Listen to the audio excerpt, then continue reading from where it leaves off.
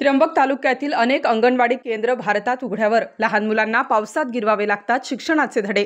आदिवासींच्या शिक्षणाकडे आणि विकासाकडे शासनाचे जाणीवपूर्वक दुर्लक्ष. एल्गार कष्टकरी संघटनेच्या वतीने 15 जुलै 2025 रोजी त्र्यंबक नाशिक हायवेवर बेमुदत रास्ता रोको आंदोलन. एका आमदाराला डाळीचा वास आला तर हॉटेल मालकाला जाऊन मारहाण केली. मात्र आदिवासी वाडीपाड्यांवर आजही स्वस्त धान्य दुकानातून मिळणाऱ्या धान्यात खडे, उंदराच्या लेंड्या, सिमेंट, कीड लागलेले गहू, तांदूळ दिले जात असल्याचा आरोप. अंगणवाडीत आहार निकृष्ट, बसायला जागा नाही. पावसात मातीत बसून मुलं आहार घेतात. रस्त्यात पडलेल्या खड्ड्यात मृत्यू होतो. 3-3 वर्ष रस्त्याची अपूर्ण कामे, त्यामुळे अनेकांना जीव गमवावे लागतात. या अशा बोगस निकृष्ट काम करणाऱ्याला आम्ही जनतेने काय करावे?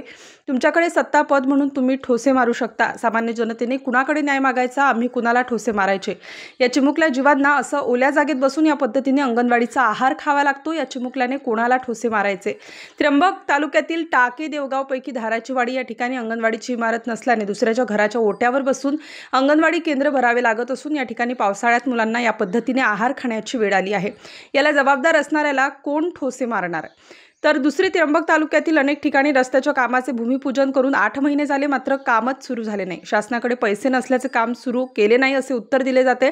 याचा जाब विचारण्यासाठी एल्गार कष्टकरी संघटनेच्या वतीने 15 जुलै रोजी रास्ता रोको आंदोलन करत भीक मागो आंदोलन करणार असल्याचे एल्गार कष्टकरी संघटनेचे संस्थापक अध्यक्ष भगवान मधे यांनी सांगितले. स्टार न्यूजसाठी मोहसिन पठाण, नाशिक.